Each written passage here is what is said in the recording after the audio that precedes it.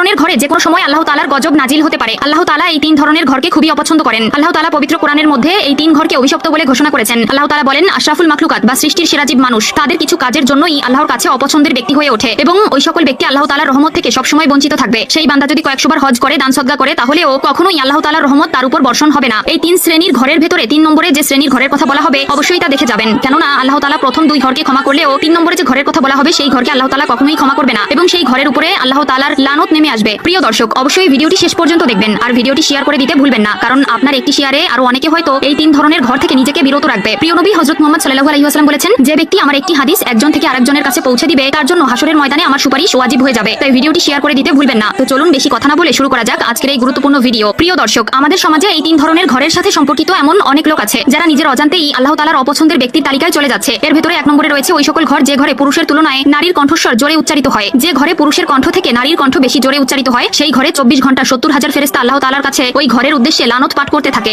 বর্তমান আধুনিক যুগে এটা হরহামেশাই দেখা যায় যে ঘরে পুরুষের তুলনায় নারীর কর্তৃত্ব বেশি। অবশ্যই এই বিষয়ে সাবধান থাকবেন এবং ঘরের নারীদেরকে পরকালের কথা ও আল্লাহ তাআলার লানতের কথা স্মরণ করিয়ে দিবেন। 2 নম্বরে আল্লাহ তাআলা ওই ঘরকে অপছন্দ করেন যে ঘরে কারোর হকের টাকা পুঁজি করে রাখা হয়েছে এবং ওই টাকা দিয়ে যদি ওই সংসারের কোনো একটা ছোট্ট জিনিসও কেনা হয় তাহলেও আল্লাহ তাআলা ওই সংসারের উপর থেকে রহমত ও বরকত উঠিয়ে নেয়। প্রিয় ভাই ও বোনেরা, জীবনে যাই করেন না কেন কারো হক কখনো নষ্ট করবেন না, কারণ হতে পারে কারো হক 100 টাকা নষ্ট করার জন্য আপনার কয়েক লক্ষ টাকা নষ্ট হয়ে যাবে।